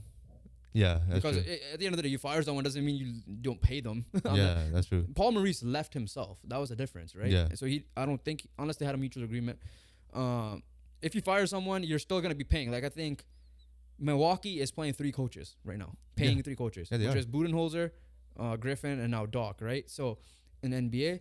So here, you're right. People might do that, bro. But the NBA owners, like the owners in general around the league. Like imagine the Wild. They're like, okay, we went on this 6 streak, fire the coach, and just keep on firing and rehiring. Listen, the hiring and Canucks hiring. kind of did that 2 years in a row, right? Yeah. So The difference right now is our guy is actually killing it. So, but yeah, No, like every 10 games is like wildfire a coach. yeah, Just going in like their 5-game win streak. They're like, oh, we lost 3 in a row, fired. yeah. What do you think though? Yeah, Justified, but surprised. it's fair. It's fair. So I'm not gonna be like, oh, what the hell? Why did you do that? But I did believe that it was gonna happen in the offseason. Yeah, same. I thought he should have stayed along. I thought this team is a young team. He did super well with them last year. No one thought they were going to be a playoff team last year, and the challenge is the Oilers, right? Last 2 years, they had a 7-game series the first, and then 6-game series. Yeah. So this one. I don't think he should have been fired. Just to be fair, just to give him a little bit of credit, but I see why, because again, coaching security is out the window now. Is that At but any the sport. thing is this, like when you're coming off such a big move, right, and it's not working, Yeah. the coach is gone. That's how it is. Okay, that's it, right? Yeah, quick So fire. Sheldon Keefe, do you think he gets fired? Yes or no? Probably not. Okay. No, see you in 3 weeks when he actually gets fired. Yeah, quick fire, boxing. Boxing, disappointment, but I guess a little bit of hope though. Yeah, you got a little bit of both. Fury Usyk has been postponed, not cancelled. Postponed. So the Postponed. new date is out. Yeah. But Tyson Fury versus Alexander Usyk postponed because Fury received a massive cut. When you look at the picture, I don't know if you saw it. I didn't see it. It was a massive cut. Yeah. So I see why. People were saying that he could have done it on purpose or not. Okay. I don't think you want to. Like, I don't think anyone you know wants how to get people are cut. gonna make Yeah, I know. excuses like Usyk's side's gonna be like that was done on purpose to avoid the fight or whatever. Yeah. To be fair, Fury looks like he's in shape since that Ngannou fight, so Yeah. I don't buy that. But you know, there was rumors that Filip Hrogovic, the one guy who's up there right now, is explored to replace Fury, but I don't think that's gonna happen because they agreed on a May 18 fight, if I'm not mistaken. Yeah. Somewhere around in May, they Yeah. agreed to it. And on top of that, if either of them pulls out of the fight, they're losing $10 million as well. So that's like That's a like full the on. incentive as well Yeah, for okay. it. So there's no point of a. So there's no chance that Usyk is fighting on February just because they're fighting. because in of that, May. right? Yeah, so that's the. Unfortunately, it sucks. We were looking forward to it. It's literally the first boxing fight of the year. That was the big one of the Yeah. year. I don't know if there's any else happening now. But moving on though, it's gonna be a fun May/June because Dmitry Bivol is back. Artem Beatribev, I don't know how Beatribev. Yeah. For the cruiserweight, we talked about him with Nick Baldwin.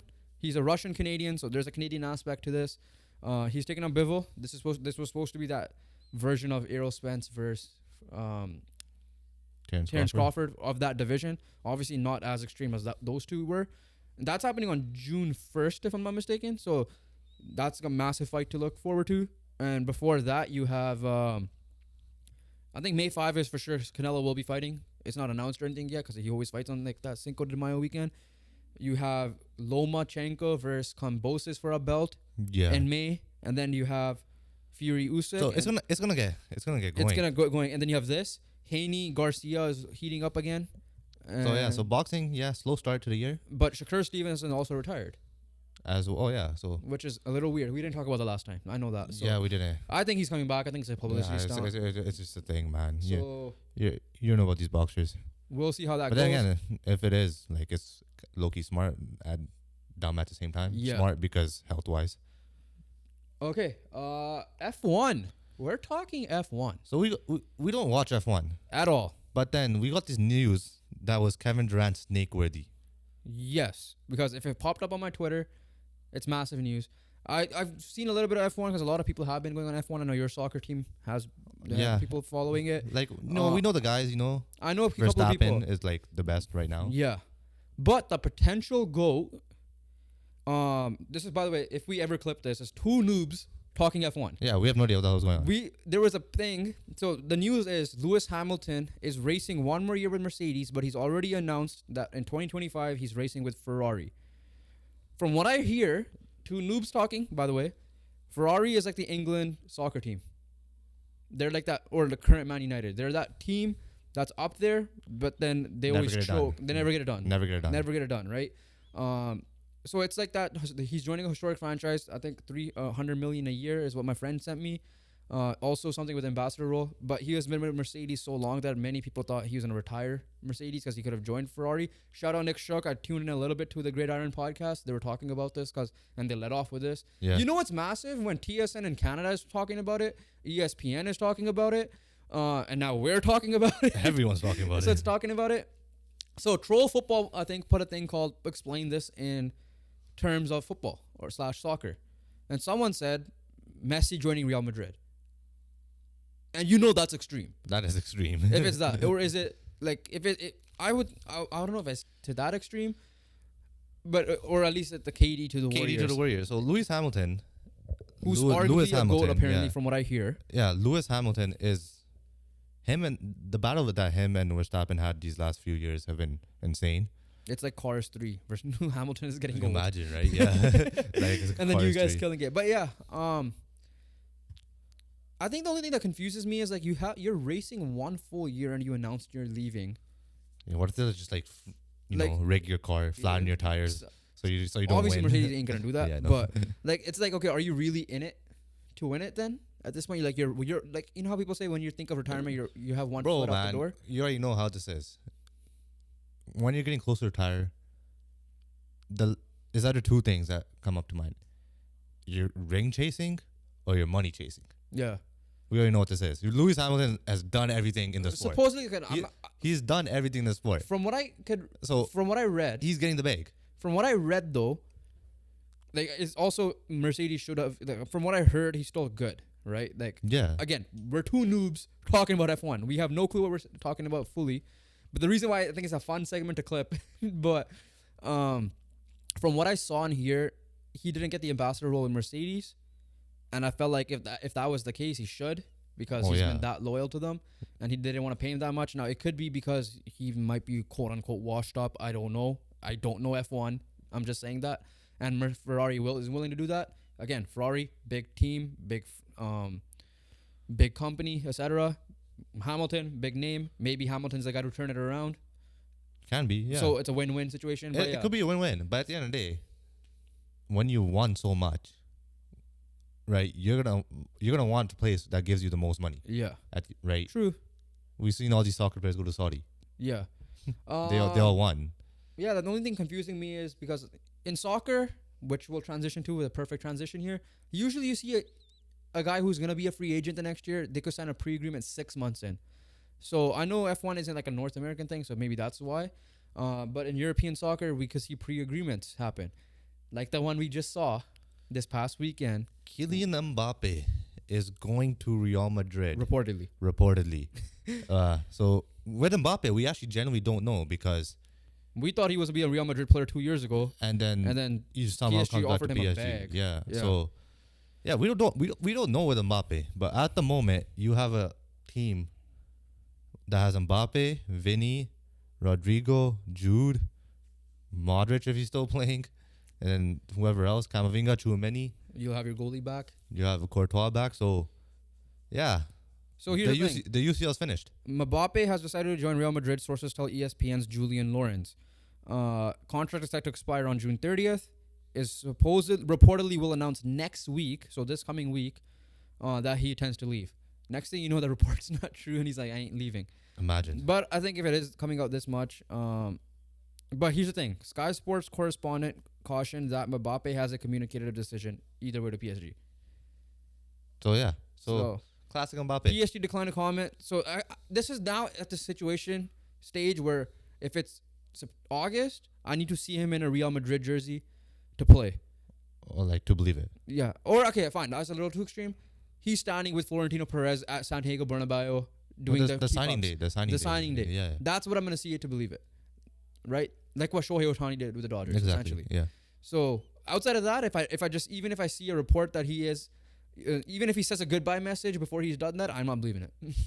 Especially with Mbappe, I don't believe it. And we know many Madrid fans that are not happy with him because of this, and they think he's greedy. Fine, that's fair game. But yeah, our reaction, your point, UCL should be done, but rumors are Vinicius Jr. could still leave. Yeah. Out because of this. Money reasons. Makes sense. It could be money reasons, financial fair play reasons. It could be just he wants his own team, blah, blah, blah. A name that was brought up was Man United. Again, we'll believe it till I see it because exactly our situation is weird right now. except recently we've been playing well. So Madrid fans might not be happy with Mbappe, but they will be. but They will be soon. yeah, no. But Madrid fans might not be with happy Mbappe. But you know who we're happy for? Jeevan Battle. Yeah. So we should actually start it off with that. I really realized. Jeevan Badwal, our first ever guest on the podcast, our cousin, legit first cousin. Huge congratulations to you. Huge shout out to you. He has signed his first pro contract with the Vancouver Whitecaps FC 2 team, meaning that he is eligible to get called up for the first team whenever need be. First professional contract signed through 2025. From the podcast side of things, thank you for coming on the podcast. Hopefully we could get you getting soon. But from just two cousins, family members. Bro, I'm getting emotional. I am getting emotional Like, talking about this. We got to bring it on here. Shout out to you. Well deserved. Our mommy, shout out to them. And then your Shout out to the family. brother, sister, general. Shout out to everybody who put their work into it. But mainly Jeevan, because he's the one who put all the work in. And it's paid off. Now all I ask for is free merch and free tickets to Whitecaps games. Yeah, exactly. You So- gotta deliver now. Gotta deliver. So shout out to you. Congratulations. Hopefully in the future we get to see you on Canada's senior team because we just hope that this is, your first step of an Greatness. incredible career and greatness. Yeah. So once again, congratulations. But like I mentioned, Canada Soccer, hopefully we get to see you there. Hopefully we get to see you in 2026 because the schedule release has happened. Literally before we hit record, the schedule has been released. Canada and Mexico each got 13 games for the 2026 World Cup, which is jumped up to 48 teams, by the way. And USA got like 78, I think. Whatever the rest of the games. Yeah, so like 78. So The final will be held in New Jersey at MetLife. I think MetLife, New Yeah. Jersey. MetLife's in New Jersey. And then the bronze medal game, In Miami. which honestly fooled us because we thought Miami had the gold medal game for a second. Then we realized it was a bronze medal game. Is in Miami, Hard Rock Stadium, where the Dolphins play. Canada has 13. Vancouver, more specifically, has 7. 5 group stage games and 2 Yes. knockout games. One in the 32, round of 32, and Yeah. one in the round of 16. Of those 5 group stage games, 2 will be Canada games. But it's not the opener. The opener is It's in Toronto. So, yeah, we'll see what the draw is. I don't know when that's going to be. But that's huge. Vancouver got 7 out of the 13, which is obviously the majority. Which proves we're a better. The world thinks we're better. We're better. No, but it's big. So obviously, you guys could register on the FIFA website to try to put your place to get information on the tickets. We're gonna try our ass off to get tickets, but it's in 2 years' time, or 2.5-ish years' time. Yeah. Hopefully, we grow as a podcast and we could just get in media-wise. Just show them a BTR logo. Yeah, And we're in. So we're excited for that for sure. Again, we don't know if Messi or Ronaldo are playing at this point. Yeah. I think Messi retires after the Copa America, but Ronaldo just cause. Just because might just like grind it out. But yeah, outside of that, it's gonna be fun.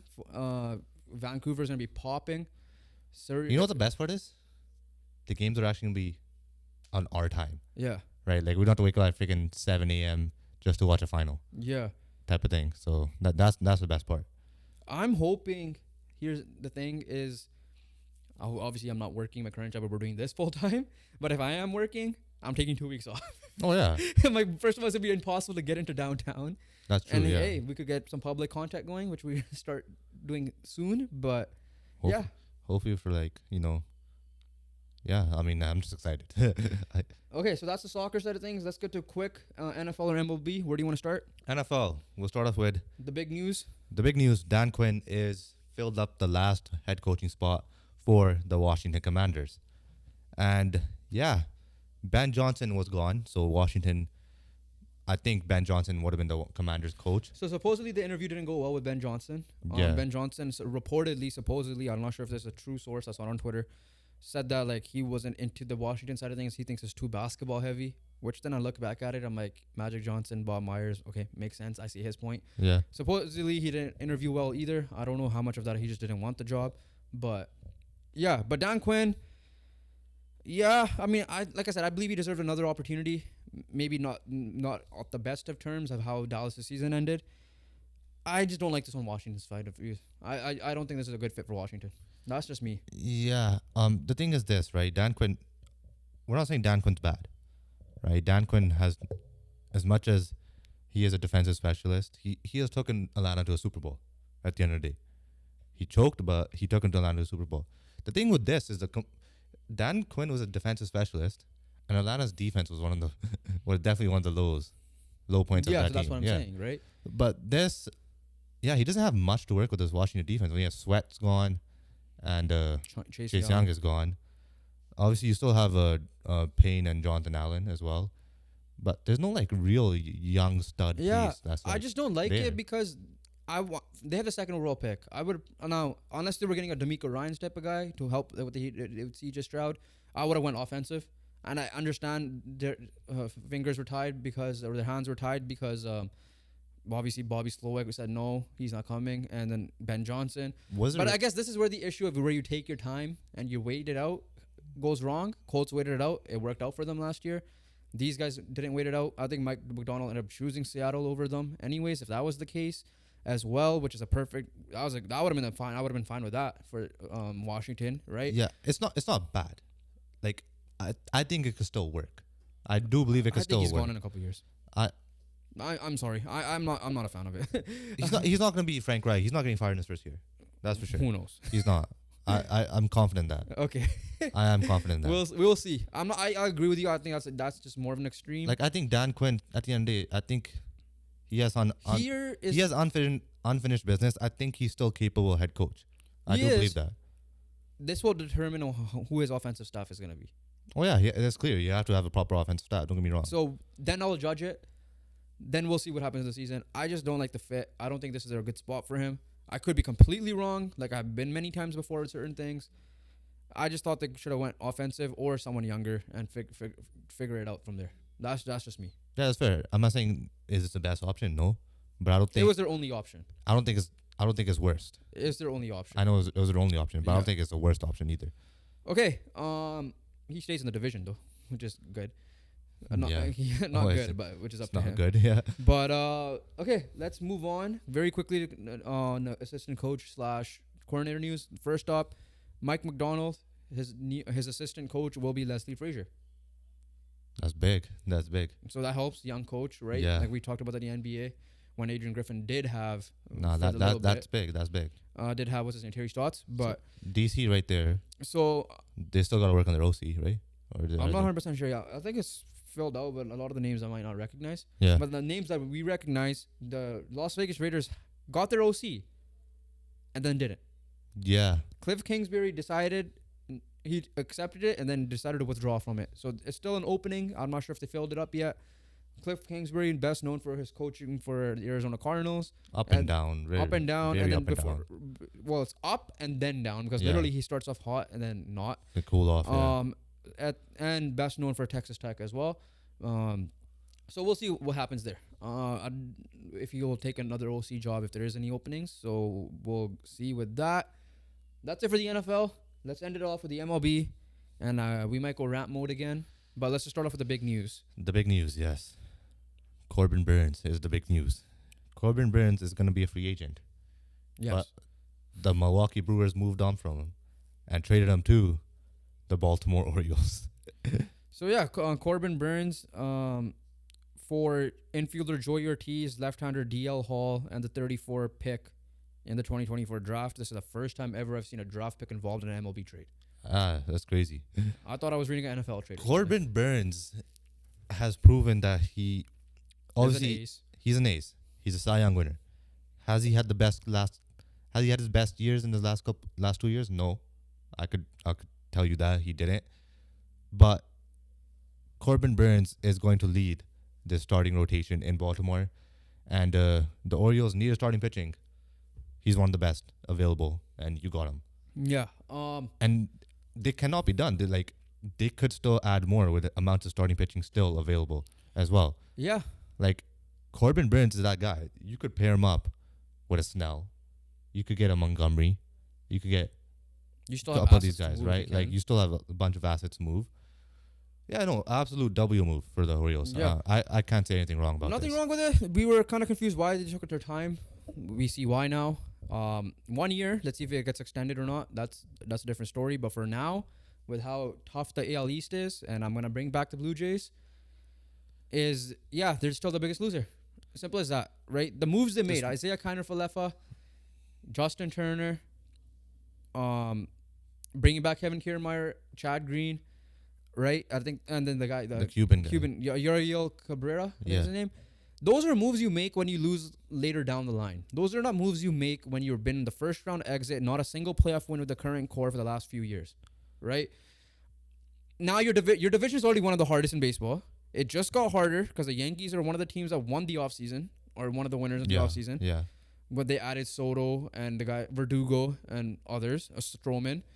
And now Corbin Burnes and a new ownership is coming to Baltimore with that young core who I think is going to just get better and better. Ali Rutschman is a MVP candidate in the near future. Gunnar Henderson is going to only get better. Jackson Holiday is in the come up. You guys, you still have Ryan Mountcastle and Anthony Santander, and you still have assets to move. That team is going to be amazing. Tampa is not going to be a slouch. We know that. Tampa never goes away. Tampa never goes away, and Boston might surprise some people this year. Toronto, you need to figure your shit out because I don't. Okay, again, like we said last time, we think that what you did now is you just believe that last year was a fluke, right? I'm hoping for that. We're Blue Jays fans at the end of the day. That's the issue. Yeah, We're hoping. exactly. We're not convinced. Because we I don't know if they're convinced either. we don't know if this pitching staff is gonna be as healthy as it was. it is. Like ability wise, I do believe in them ability. Is Alec Manoah They gonna were be healthy. back? Yeah. Is Yusei Kikuchi gonna be back? And we don't know about the other three. I believe in them, but we don't know. I believe in their ability. Yeah, But we were luckily, very luckily, so healthy. defensively. The only person that got hurt was Gosman for like 2 weeks. Yeah. Or a week and a half, Defensively, yeah. Defensively, no issues in the outfield defensively. You're probably losing Matt Chapman. So your defense in the infield has gone massively downhill, even though he did not provide the bat and get the contract situation. But you have to figure that thing out as well. Is Vladdy going to bounce back? Let's see. Because last year he didn't. The year before that he was a little bit better than he was last He year. just went downhill. He was on a decline. Bichette, great year last year, but the year before he did not do well till September. Yeah. So George Springer, you've been down on him. I'm hoping this is just last year was a fluke and he'll be better. Dustin Turner is 39, so we've seen him at least have a great year last year. But we're rambling, You but can't it's be annoying. finished, man. You can't be. I don't know. Like, Do you believe they'll make a trade? I can't. I Because don't know. what I'm for the reports Like I saw their is that Justin Turner's the last big move they're gonna make. Their deadlines have been dreadful. Yeah. These last couple of years, their off seasons have been dreadful. Right. They lost last year's off season too in terms of results. Yeah. Right. They traded the number one prospect for a guy who was barely in their lineup, and the only reason he wasn't in their lineup is because of defense. Yeah. So, I'm not convinced. I'm not convinced they're gonna do anything. They're coming in here like, oh, all this stuff. They didn't even change their hitting coach. Yeah. The coaching staff is all the same. So For the most part, that I know. yeah. So Instead, they lost Luis Rivera, right? yeah. That's it. Maybe we bring Blake Murphy on. Let's see what his thoughts are. We're dead inside. We're crying inside. Yeah. As Blue Jays fans. Yeah, we're the biggest loser in the offseason. I don't care. A lot of that is with bias, sure. I don't know what other team could possibly have done worse. That are considered contenders. Could be exact. I mean, Seattle did something too. Seattle did something now. LA Dodgers clearly did something. And Yankees are not better. Your division is one of the hardest. That's one of the reasons why you're the biggest loser. You ain't in the Central. Exactly. You ain't in the Central where you're going to get a bye week if you were to be that good of a team. So, yeah, figure your shit out. You guys are the biggest loser. Let's see if this is the only move you actually made. Please surprise us and get Fernando Tatis. I don't care. Well, not even that, man. Getting Jorge Soler. Like, Yeah, get someone. at least Jorge Soler at the minimum. Like we know your options are limited, but like there's still a couple good people out there in the free agency. Yeah, so yeah, we'll just leave it there because we talked about them last time. And you guys could check our reaction to that out as well. But we'll leave it there. That was a good hour and a half podcast we had. A lot of fun. We'll be back with the Super Bowl preview next episode. Keep it this week. If the NBA trade deadline is good, we've seen at least a couple of trades. You'll see a trade deadline recap video on Friday. But once again, shout out to Jeevan. And make sure you guys check out the NHL tier list. Like, comment, and subscribe. Help us reach 400 subscribers. And make sure you guys follow our socials. And we'll catch you guys on the next one. Peace.